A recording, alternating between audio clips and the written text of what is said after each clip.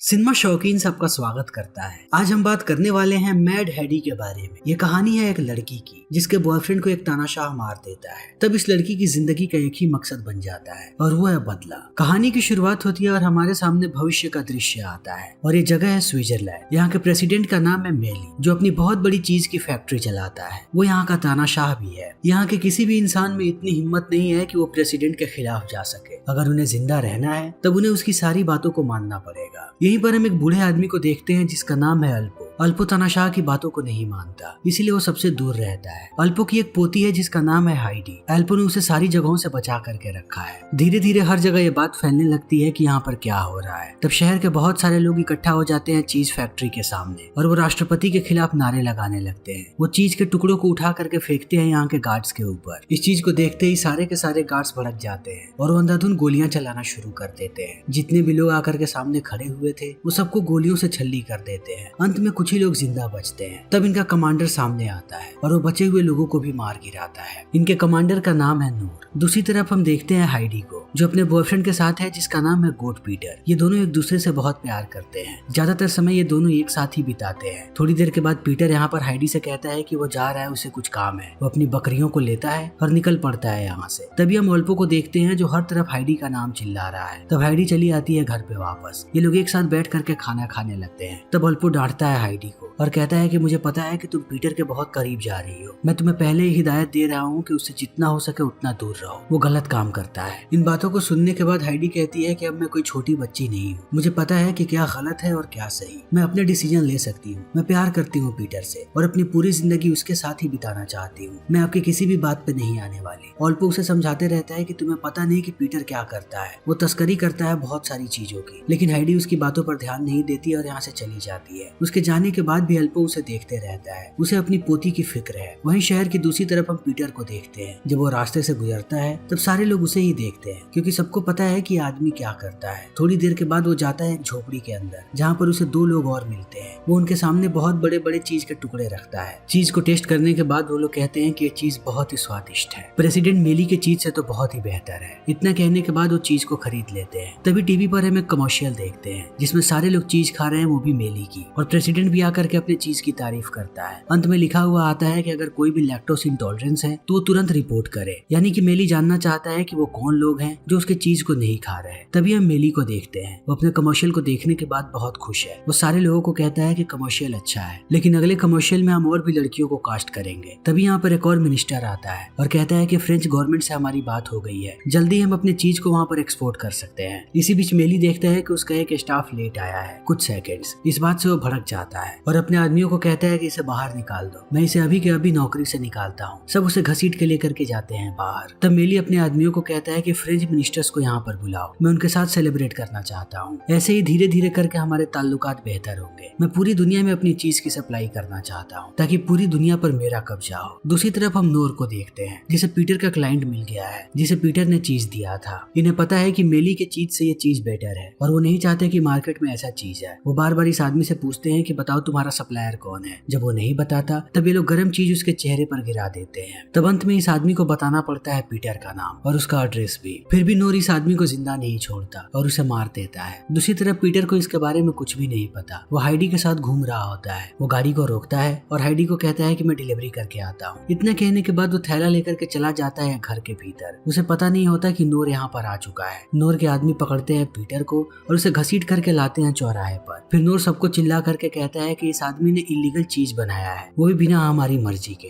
और इसे इसकी सजा मिलेगी। इतना कहने के बाद वो पीटर का भेजा उड़ा देता है। यहीं पर पीटर की मौत हो जाती है। जैसे ही हाइडी इस चीज को देखती है वो चिल्ला चिल्ला के रोने लगती है। तब नूर की नजर पड़ती है हाइडी पे। वो देखता है कि हाइडी बहुत ही खूबसूरत है और ऐसी लड़कियां मेली को बहुत ही ज्यादा पसंद है। वो अपने आदमियों को कहता है कि जा करके उस लड़की को पकड़ के लाओ। जैसे ही ये बात हाइडी सुनती है वो पीटर की गाड़ी से भागने लगती है, लेकिन नूर के लोग उसके पीछे लगे हुए हैं। तभी हम अल्पो को देखते हैं। अल्पो को पीटर की गाड़ी की आवाज सुनाई पड़ती है। वो बहुत ही ज्यादा गुस्से में है। वो सोचता है कि वो पीटर को डांटेगा कि वो हाइडी को लेकर के शहर क्यों गया था। तभी वो देखता है कि हाइडी के पीछे गाड़ी आ रही है कमांडर की। इस चीज को देखते ही वो चला जाता है घर के भीतर। तभी यहाँ पर हाइडी आती है और कोशिश करती है कि वो घर के अंदर आ जाए, मगर कमांडर के लोग उसे पहले ही पकड़ लेते हैं और लेकर के जाने लगते हैं। तभी अल्पो दरवाजा खोलता है। उसके हाथ में बंदूक है। जब नोर अल्पो को देखता है वो उसे पहचान जाता है, क्योंकि कभी इन लोगों ने एक साथ युद्ध लड़े हुए थे। वो अल्पो की हालत पर हंसने लगता है, लेकिन अल्पो बिल्कुल भी वक्त जाया नहीं करता। वो गोली मार देता है कमांडर के एक आदमी को। तब वो आदमी भी गोली चलाता है, लेकिन गलती से गोलियां जाकर के लगती है अल्कोहल के बैरल्स पर, और यहाँ पर एक बड़ा सा ब्लास्ट होता है जिसमें पूरा का पूरा घर तबाह हो जाता है। इस चीज को देखने के बाद हाइडी रोने लगती है, क्योंकि आज उसने अपने दादा को भी खो दिया। लेकिन नोर हंसते रहता है अल्पो के इस अंजाम को देख करके। फिर ये लोग हाइडी को डाल देते हैं गाड़ी में और लेकर के जाने लगते हैं मेली के पास। पर रास्ते में हाइडी अपनी पूरी कोशिश कर रही है कि वो अपने आप को आजाद कर ले। उसके साथ एक और लड़की है जिसका नाम है क्लारा। क्लारा जब उसे देखती है तो कहती है कि तुम्हारी सारी की सारी कोशिशें बेकार हैं, आराम से बैठ जाओ। इसी बीच ये लोग पहुंच जाते हैं लोकेशन पर। ये वो जगह है जहाँ पर मिली अपने सारे कैदियों को रखता है और उन पर एक्सपेरिमेंट्स करता है। अंदर हम देखते हैं यहाँ के कमांडर को जिसका नाम है रोटवाइलर। वो जैसे ही हाइडी और क्लारा को देखती है वो लूच नाम के सिपाही को कहती है कि इन्हें अंदर लेकर के जाओ, इनकी सफाई करो और इनके सेल में इन्हें ले जा करके बंद कर दो। तब ये लोग लेकर के जाते हैं इन्हें अंदर। सबसे पहले इन्हें नहलाया जाता है। नहलाने के बाद इन्हें कपड़े दिए जाते हैं। फिर एक एक करके सबको चीज खिलाया जाता है ताकि ये लोग पता लगा सके कि कौन लैक्टोस इंटॉलरेंस है। और ये सारा काम एक डॉक्टर करता है। जैसे ही वो हाइडी को चीज खिलाता है वो उसके मुंह पर चीज को थूक देती है। डॉक्टर कहता है कि मजा आएगा तुम पे एक्सपेरिमेंट करके। इन्हें ले जा करके बंद कर दिया जाता है सेल्स में। जैसे ये लोग अपने सेल के अंदर दाखिल होते हैं इन्हें दो औरतें नजर आती हैं जो बॉडी बिल्डर है। इनका नाम है फ्लोरा और रोज। रात होने के बाद हाइडी बहुत ही ज्यादा भावुक हो जाती है और पीटर को कहती है कि वो उसका बदला जरूर लेगी। वो क्लारा से कहती है कि तुम्हें मेरा साथ देना पड़ेगा, लेकिन क्लारा को कुछ भी समझ में नहीं आ रहा। जैसे ही सुबह होती है रोटवाइलर लेकर के आती है सबको बाहर और कहती है कि सारी लड़कियों को रेसलिंग की ट्रेनिंग दी जाएगी, क्योंकि समय समय पर हम फाइट करवाते हैं। वो सबसे पहले फ्लोरा और क्लारा को बुलाती है। क्लारा के शरीर में उतना जान नहीं है। फ्लोरा उसे बार बार उठा उठा कर पटकती है। जब हाइडी इस चीज को देखती है तो वो बार बार यही कहती है कि इस लड़ाई को रोक दो, लेकिन कोई भी इस लड़ाई को नहीं रोकता। थोड़ी देर के बाद रोटवाइलर भी इस चीज को देख करके गुस्सा हो जाती है और रोजी को कहती है कि वो हाइडी को लेकर के आए अखाड़े में। तब वो दोनों लड़ने लगते हैं। रोजी बहुत ही बेरहमी से मारती है हाइडी को। इनका रोज का रूटीन ऐसे ही निकलने लगता है। हर रोज इन्हें अखाड़े में लड़वाया जाता है और शाम में इन्हें चीज खिलाया जाता है। और खाने के बाद जब ये लोग रात में सोने जाते हैं तब फ्लोरा और रोजी दोनों इन्हें रोज के रोज टॉर्चर करते हैं। दिन प्रतिदिन अब हाइडी और क्लारा की जिंदगी मुश्किल होती जा रही है। एक दिन हाइडी अपना आपा खो देती है और मना कर देती है कि आज के बाद से वो चीज नहीं खाएगी। इस बात पे उसकी लड़ाई होने लगती है फ्लोरा से। तभी गार्ड्स आते हैं और ले जा करके बंद कर देते हैं आइसोलेशन में हाइडी को। थोड़े दिनों तक वो वहीं पर बंद रहती है। अंदर कंकाल भी पड़े हुए हैं।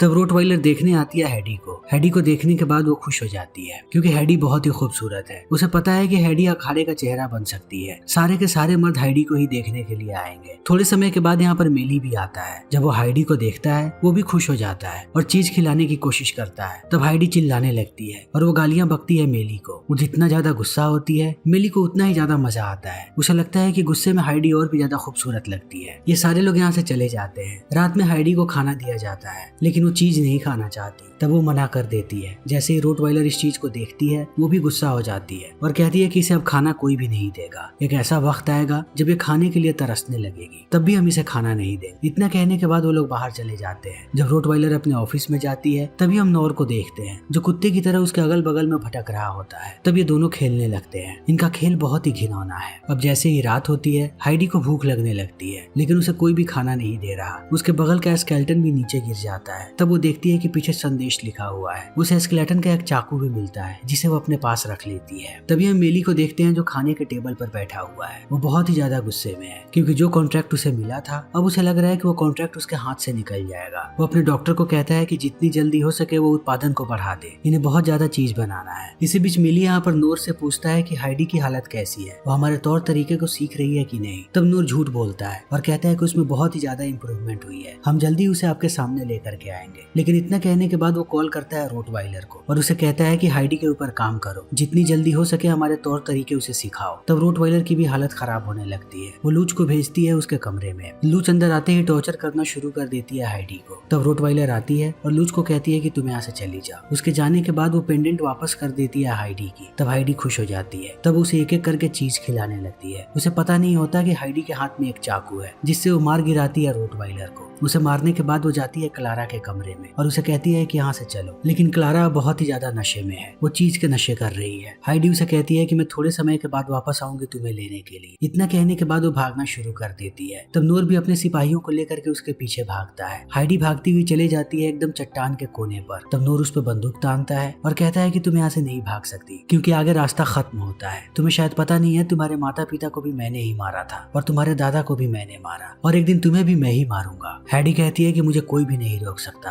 और ना ही कोई मुझे कैद कर सकता है। इतना कहने के बाद वो एज से नीचे कूद जाती है। नीचे एक बहुत ही बड़ा वाटरफॉल है, वो उसी में बहने लगती है। कई घंटों के बाद उसे होश आता है किनारे पर। तब वो उठ करके चलना शुरू कर देती है। थोड़े समय के बाद उसे एक चैपल नजर आता है। वो अंदर जाती है और देखती है कि एक बोतल पड़ा हुआ है। तब वो बोतल के अंदर का सारा पानी पी जाती है, लेकिन पानी उसे बेहोश कर देता है। वो जैसे ही जमीन पर गिरती है, हम इस चैपल के गार्डियन को देखते हैं जो उठा के लेकर के जा रही है अब हाइडी को। दूसरी तरफ मेली को ये बात बतानी पड़ती है कि हाइडी भाग चुकी है और शायद वो मर भी गई। इस बात से वो बहुत ही ज्यादा दुखी हो जाता है, लेकिन अभी उसका सारा का सारा ध्यान है फ्रेंच चीज पर जो उसे फ्रांस भेजना है। वो पहुंचता है डॉक्टर के पास और कहता है कि क्या हुआ चीज का। डॉक्टर कहता है कि मेरे पास एक खुशखबरी है, मैंने एक ऐसा फॉर्मूला बनाया है जिस फॉर्मूले की मदद से आप पूरी दुनिया पर कब्जा कर सकते हैं। जो भी आदमी इस चीज को खाएगा वो सिर्फ आपके ऑर्डर को मानेगा। मेली को इन बातों पर भरोसा नहीं होता। वो कहता है कि मुझे एक सैंपल दिखाओ। तब डॉक्टर चीज मंगवाता है और अपने एक स्टाफ को खाने के लिए कहता है। उस चीज को खाने के बाद उसका स्टाफ अजीब अजीब हरकतें करने लगता है, जैसे कि वो कोई ज़ॉम्बी हो। डॉक्टर बार बार मेली को कहता है कि इसे ऑर्डर दो, आप जो ऑर्डर दोगे ये वही करेगा। मेली उसे कहता है कि मुझे दिखाओ कि तुम कितने ताकतवर हो। इस बात को सुनते ही ये आदमी मिनिस्टर को मार गिराता है और उसके पूरे शरीर के चीथड़े उड़ा देता है। इस चीज को देखते ही नूर गोली मार देता है इस आदमी को। तब डॉक्टर माफी मांगता है मेली से और कहता है कि मुझसे गलती हो गई। मेली कहता है कि माफी मत मांगो, तुमने बहुत ही अच्छी चीज बनाई है, ये मेरा सपना पूरा करेगा। मैं सिपाहियों की एक अलग ही फौज बनाऊंगा इस चीज की मदद से। प्रोडक्शन को जितनी तेजी से कर सकते हो उतनी तेजी से करो। दूसरी तरफ हम देखते हैं हाइडी को जो चैपल के अंदर से हथियारों को लेकर के भाग रही है। तभी उसके सामने गार्डियन चली आती है और कहती है कि अगर तुम्हें यहाँ से भागना है तो भागो, लेकिन हथियार यहीं पर रहेंगे। तब हाइडी नहीं मानती, वो भागने लगती है। गार्डियन 2 नन्स को भेजती है उसके पीछे। वो लोग लड़ने लगते हैं हाइडी से। तुरंत ही हाइडी बेहोश होकर के नीचे गिर जाती है। तब गार्डियन उसे छूती है और कहती है कि तुम्हारे अंदर बहुत गुस्सा है, इस गुस्से को हथियार बनाओ। मैं तुम्हें सिखाऊंगी कि गुस्से को हथियार कैसे बनाते हैं। दूसरी तरफ हम पीटर के पिता को देखते हैं जो स्केचेस बना रहा होता है। तभी यहाँ पर अल्पो आ जाता है, यानी कि अल्पो अभी भी जिंदा है। वो पीटर के पिता से कहता है कि मुझे तुम्हारी मदद चाहिए, मुझे मेली के खिलाफ युद्ध लड़नी है। वो कहता है कि मैं तुम्हारी मदद नहीं कर सकता। इन बातों को सुनने के बाद अल्पो उसे बताता है कि तुम्हारे बेटे को मेली के लोगों ने मारा है, इसलिए तुम्हें मेरा साथ देना ही पड़ेगा। तब पीटर का पिता भी मान जाता है। ये लोग अपनी आर्मी को तैयार करते हैं मेली के खिलाफ लड़ने के लिए। दूसरी तरफ हम हाइडी को देखते हैं जिसे गार्डियन ट्रेनिंग दे रही है। वो उसे मार्शल आर्ट के साथ साथ बाकी भी सारे के सारे दावपेच सिखाती है और दूसरी तरफ डॉक्टर चीज बनाने में लगा हुआ है। तभी हाइडी की ट्रेनिंग पूरी हो जाती है। वो अपने हथियार को लेती है और यहाँ से निकल जाती है। दूसरी तरफ हम माइली को देखते हैं जो पहुंचता है नूर के पास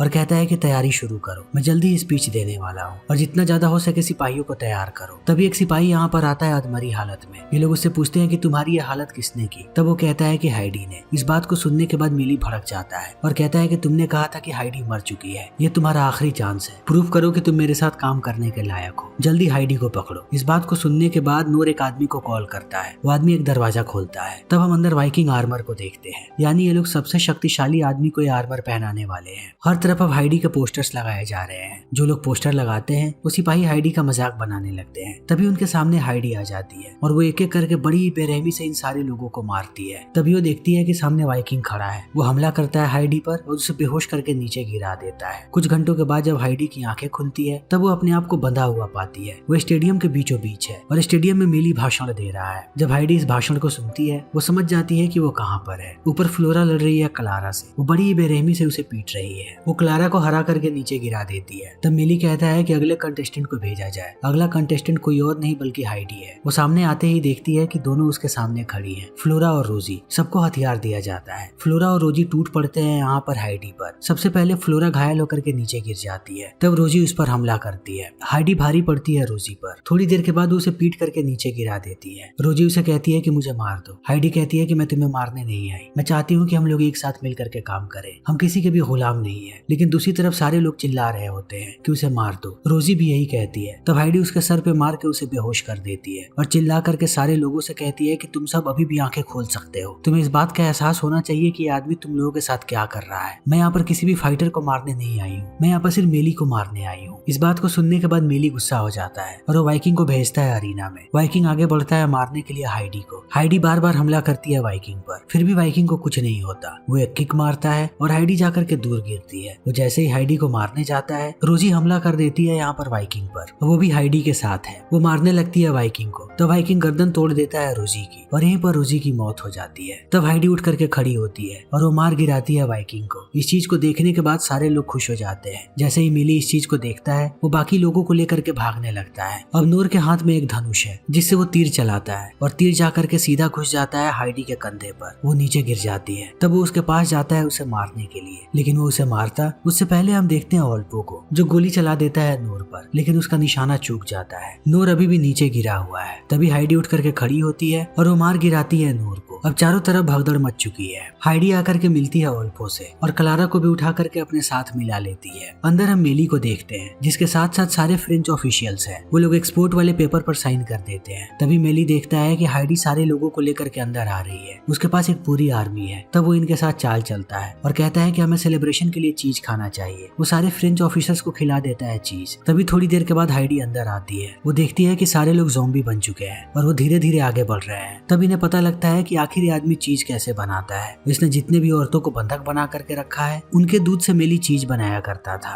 वो चिल्ला करके कहता है कि तुम सबको अब सच्चाई पता लग गई है, फिर भी मेरा कोई कुछ नहीं बिगाड़ सकता। धीरे धीरे ये ज़ॉम्बी आगे बढ़ रहे होते हैं। तब ये लोग अंधाधुंध गोलियां चलाने लगते हैं इन पर और सारे फ्रेंच ऑफिसर्स की मौत हो जाती है। इस चीज को देखने के बाद मेली भागने की कोशिश करता है। तब हाइडी उसकी तरफ एक हथियार फेंकती है और वो हथियार जाकर के टकराता है एक पाइप से। तब मेली हंसने लगता है और कहता है कि तुम्हारा निशाना चूक गया। हाइडी कहती है कि मेरा निशाना नहीं चूका है। उस पाइप से अब गैस बाहर आने लगता है और गैस चला जाता है मेली की आंखों में और उसके चेहरे पर। तब मेली नीचे गिरता है। नीचे ही हाइडी तैयार है। वो दूध वाला पाइप घुसा देती है उसके पीठ में और ये लोग प्रेशर को ऑन कर देते हैं। मेली के पूरे शरीर में दूध भर जाता है और अंत में उसकी मौत हो जाती है। तभी हाइडी देखती है कि एल्पो बहुत ही बुरी तरीके से घायल हो गया है। वो सारे लोगों को कहता है कि तुम लोग यहाँ से जाओ, मैं जिंदा नहीं बचने वाला। हाइडी उसे छोड़ करके नहीं जाती, लेकिन अंत में एल्पो उसे बाहर भेज देता है। जैसे ये सारे लोग बाहर आते हैं, एल्पो अपने साथ साथ पूरे के पूरे फैक्ट्री को उड़ा देता है। अब ये सारे लोग फैक्ट्री से दूर आ चुके हैं। पीटर का पिता आकर के बात करता है हाइडी से और कहता है कि पीटर ने जो पेंडेंट तुम्हें दिया था वो उसकी माँ का था।